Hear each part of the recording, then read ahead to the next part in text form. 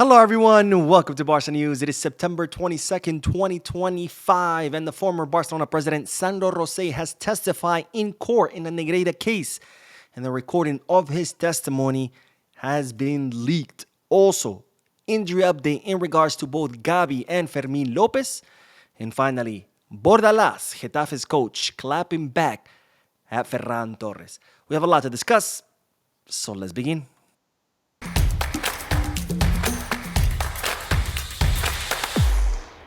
Hello everyone, welcome to the channel. My name is Mo. We'll begin this video by discussing the Negreira case because both former presidents of Barcelona, Sandro Rosell and Josep Maria Bartomeu, testified in court in the Negreira case, and now the recording of the testimony of Sandro Rosell has been leaked, and of course, I have the transcript here for you. Now, before we begin discussing the testimony of Sandro Rosell, here's a quick recap of what the Negreira case is about. I know probably some of you are sick and tired of hearing me recap this, but of course, there's a lot of people who have not seen those videos, maybe are new to the channel, so I gotta do my due diligence and recap what the Negreira case is. This gentleman that you see on your screen is Josep Maria, sorry, not Josep Maria Bartomeu, that's the former Barcelona, but this guy that you see on your screen is Jose Maria Enriquez Negreira. He's a retired referee that Barcelona hired between 2001 and 2018 as a consultant for the club. Now, just to clarify something, all clubs in La Liga do this. They all have former referees on their payroll as consultants. Why? Because these former referees can explain things to clubs and players that, well, the normal person cannot. For example, if there's a new rule, how can you interpret that rule? How that rule can be applied. They can also give you an insight about referees. Oh, this referee really likes to hand out yellows. Oh, this referee rules this way in regards to penalty kicks. So all clubs in First Division have former retired referees on their payroll to help them understand the rules and how referees apply them. And while this is no different, Barcelona had hired Jose Maria Enriquez Negreira from the years 2001 to 2018 in order to provide Barcelona with refereeing reports. Now, what's the problem?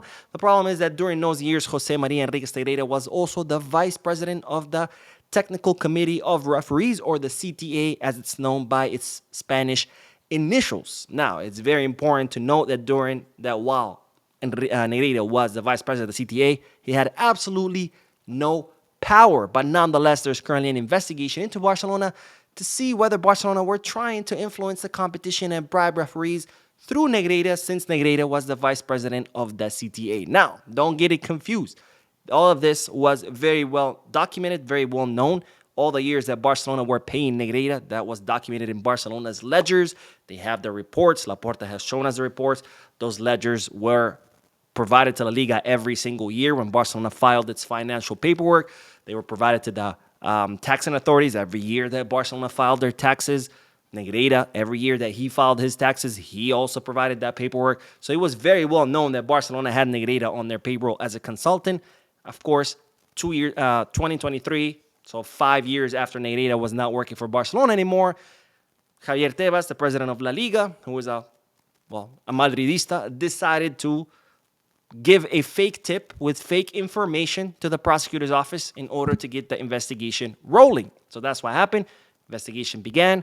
2 years into the investigation, there's absolutely zero shred of evidence that Barcelona bribed the referees or that they influenced the competition through the hiring of Negreira. Well, in the latest development of the Negreira case, now again, 2 years into this case, the former president Sandro Rosell and Josep Maria Bartomeu testified in court, and now we have the transcript of Sandro Rosell's testimony. And this is what the former Barcelona president had to say. This man in the CTA, talking about Negreira, had zero influence. Zero. He had no influence at all. In the CTA, the one who has had influence has been the president. And historically, over these 70 years, I don't know if always or most of the time, all the presidents of the CTA have declared themselves Real Madrid fanatics. The only one who has influence at the CTA is the president, and he's always been a Real Madrid fan.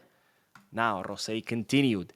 Yes, it's very simple. We're going to watch and review all the matches and have 5 referee experts come and tell us in which match the referee helped us. Let them come. Here they can't say I'm closing the case for lack of evidence. Here the evidence is in favor of the accused. It's the other way around. Here they can say we're closing the case because the evidence is in favor of the accused, and that's it. Let's all sit down and watch the matches again. I'd love to. Maybe some people here wouldn't like to watch it again. I'm sorry, but sometimes you don't win. Sometimes you lose, and you have to accept that. Now, talking about Real Madrid saying a gentlemanly club should have accepted it and not dragged it out forever, as they're trying to do to cover up other things. Like now, for example, after 4 league games, they've already gone to complain to FIFA about the refereeing.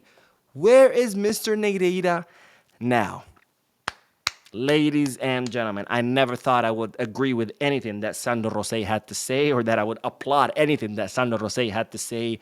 But what a testimony in open court. Sandro Rosell saying, you guys are accusing us of influence the competition by paying Negreira. Negreira, who had zero power in the CTA. Meanwhile, the guy with the actual power, the president of the CTA, has always been a Madridista. So who truly is influencing the competition here? The guy with the power is a Madridista, or the guy with no power who's getting paid by Barcelona? Also, Rosell saying, hey, we won by merit. And if you don't believe us, let's rewatch every single match from 2001 to 2018, bring some referees and point at us at least one time. Tell us which match exactly these refs helped us. Let's do it. Let's rewatch it. And not only that, but of course, pointing at the obvious. Negreira retired in 2018. It's, what is that, 7 years later, and Madrid's still crying about the referees. Talk about Negreira. So what is going on here? Bravo, Sandro Rosell. And again, 2 years into this investigation, zero evidence of any kind of influence or bribery. You know why? Because there isn't any. If you're trying to tell me that Pep Guardiola won a triple because the referees helped him, then you have no business watching football. If you're going to tell me Luis Enrique won a triple because the referees helped him, you have no business watching football.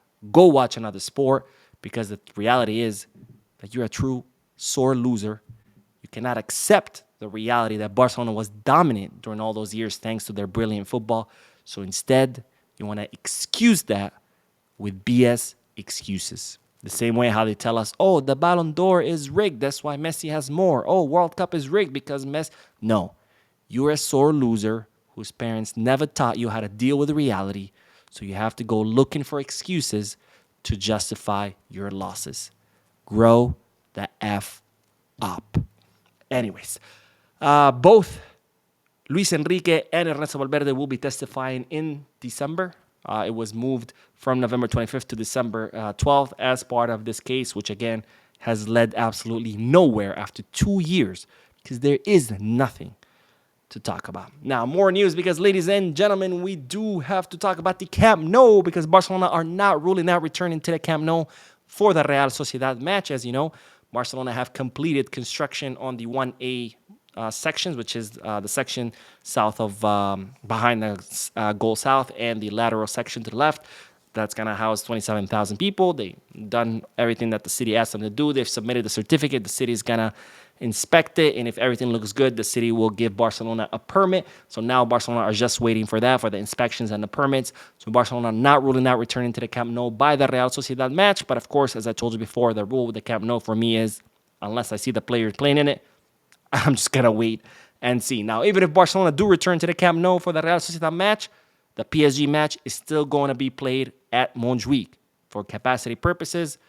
Camp Nou, even during Phase 1A, is not approved by UEFA. It has to be Phase 1B, which houses 45,000 people.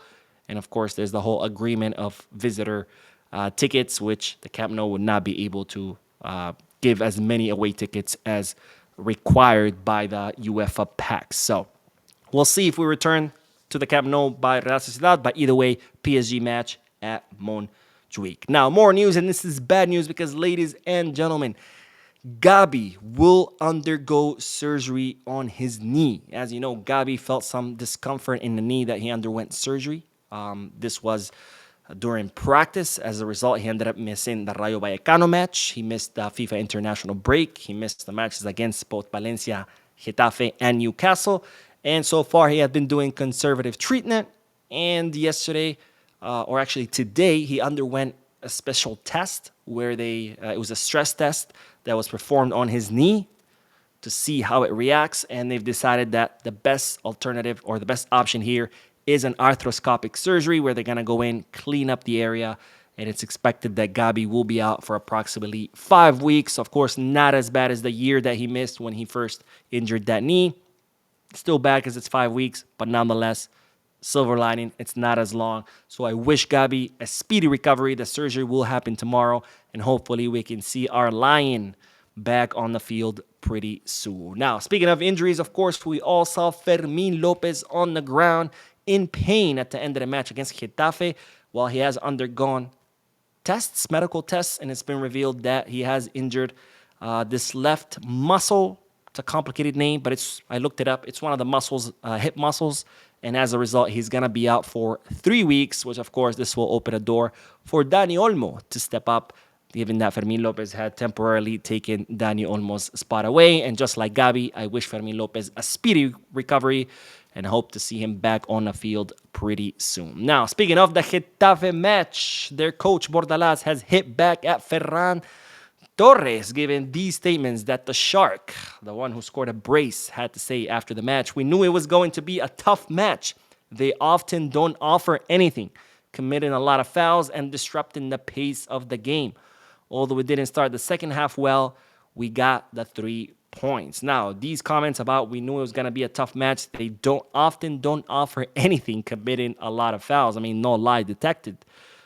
These comments obviously did not sit well with Getafe's coach Bordalaz, and this was his reply to the Shark. It's a very biased opinion because the difference is 1 billion. Of course, talking about the budgets.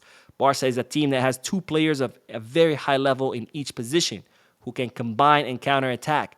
It's disrespectful to make that comment. But is it though, Bordalaz? Is it disrespectful or is it the truth? This is like someone saying, oh, Hansi Flick plays with a high line and tries to catch opposing teams in offsides. Is that disrespectful? Is that actually what Flick does? Because I didn't think Ferran Torres' comments were disrespectful, is the reality. You guys don't offer anything. You just look to commit fouls and waste time. Now, Bordalaz mentions the budget. Okay, I get it. Yes, Barcelona have a huge budget as opposed to Getafe. But there's a difference between parking the bus and having to defend because you cannot play 1v1 against a team like Barcelona. And there's another thing, employing dirty tactics like kicking players when they don't have the ball, knocking them down on the floor when they don't have the ball, holding their shirts, wasting time, holding onto the ball. When somebody touches you, go to the ground like a sniper took you out. It's a big difference between having to park the bus because you cannot take the ball away from the other team, so you just let them have it and defend. And there's a big difference with the dirty tactics that you employ, Bordalaz. So let's not play the victim here. You know exactly what you do. You know that Ferran Torres is right. Don't pretend all of a sudden like, oh, I'm clutching my pearls. I can't believe he said that. Well, stop doing it. Then nobody would have to say it. Now, Ferran Torres finally did have these comments also after the match. He said, I already said I could be a starter at Barca. I always try to take advantage of opportunities. There will be many more goals to come. Now it's time to keep working and continue consolidating my position as a striker. The good thing about me is that I'm growing, I'm maturing, and that's the important thing. And with that, we'll end this video with that question. Do you think Ferran Torres can become the starting center forward for Barcelona? Let me know down below in the comment section. Thank you for watching. Don't forget to hit the like button, subscribe to the channel, drop a comment, and as always, Viscarsa.